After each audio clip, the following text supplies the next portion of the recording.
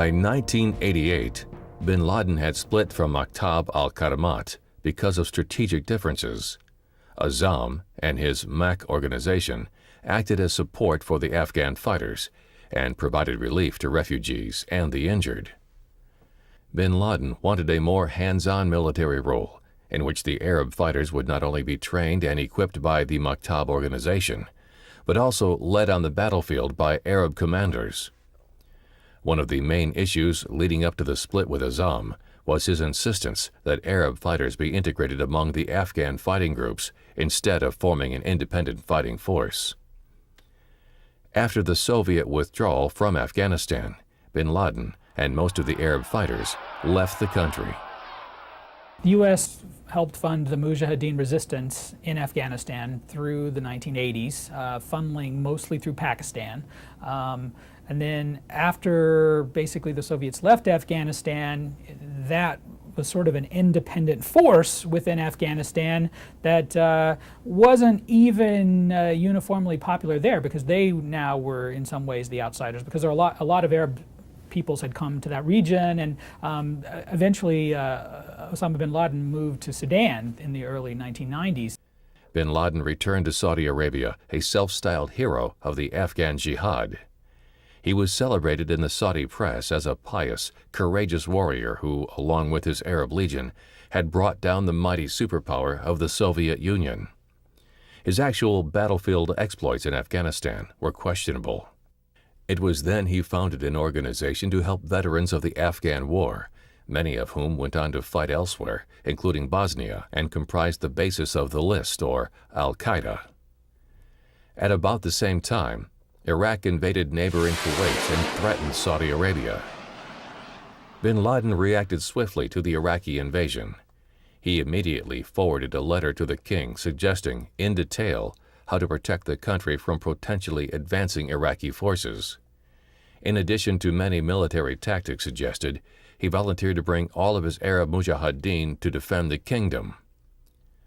While he was waiting, expecting a call to mobilize his men and equipment, bin Laden heard the news which, he would later declare, transformed his life completely. The Americans were coming to defend the kingdom.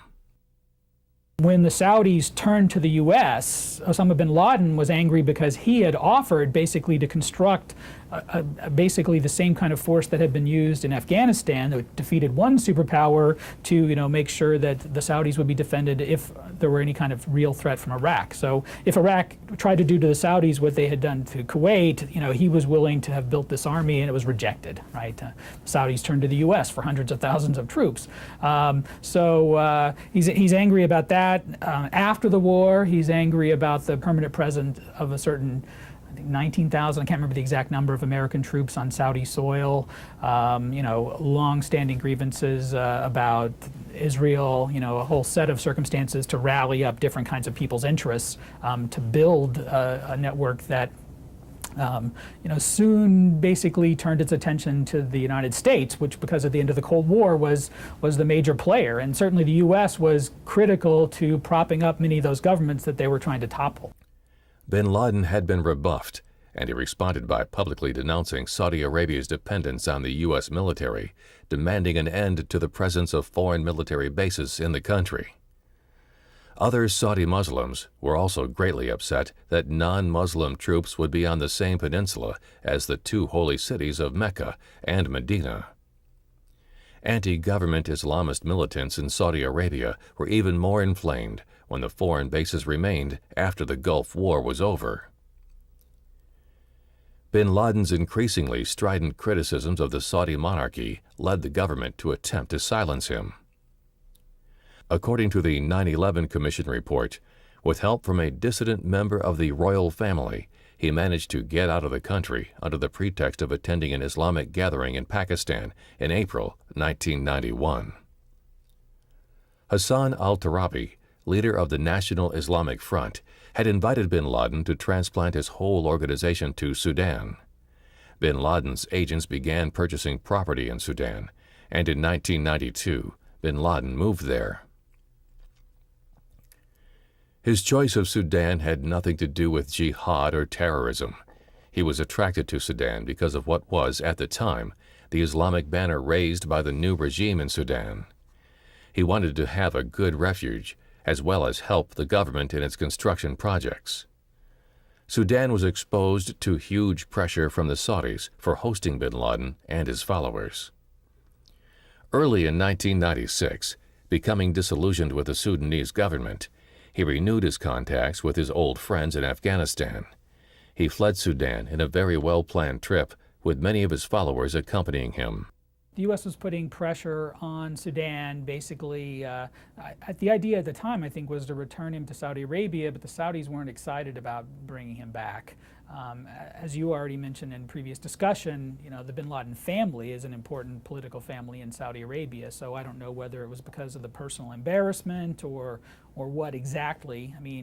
I think it would be too strong to say that he was a national hero because of the efforts of the Mujahideen in Afghanistan, but certainly there were some elements of support within Saudi Arabia, and it may be crucial to the kingdom's survival to make sure that the people aren't annoyed enough to rise up against it. And so, they're a little bit cautious in the certain kinds of things that they might do, and so bringing back somebody to help topple the Soviets and save Afghanistan might have been something politically unpopular. He returned to Afghanistan on a chartered plane and flew to Kabul before settling in the Nazim Jihad compound in Jalalabad. After spending a few months in the border region hosted by local leaders, bin Laden forged a close relationship with some of the leaders of Afghanistan's new Taliban government. Taliban means students. These were students, young men who went back, only men, and who had a very conservative vision of the world, and then sought to implement that in Afghanistan. Bin Laden supported the Taliban regime with financial and paramilitary assistance, and he moved to Kandahar, the Taliban stronghold. The Taliban had taken control of Afghanistan in late 1996, almost without a fight, and bin Laden came under their protection. So when the Taliban then comes to power, in the mid-1990s. These young radicalized students then began implementing this, extreme version of Sharia. They closed the schools for girls and women. Women are forced to cover up completely, stay at home. And it's also, Ahmed Rashid has talked about this too. It's around this time that you get more of the Arab influence coming in, and the Arab, what's often called Wahhabism, the fundamentalist Saudi view of the world. And so between the conflict and the influx of Arabs in the Pakistani madrasas, we have a radicalization of younger people in Afghanistan, and the result is a very brutal Taliban regime. The Taliban informed bin Laden it was an honor to protect someone of his stature who had devoted his life to the cause of jihad and Muslim fundamentalism. A few months following his arrival, he issued his first anti-American message. It was a declaration of war.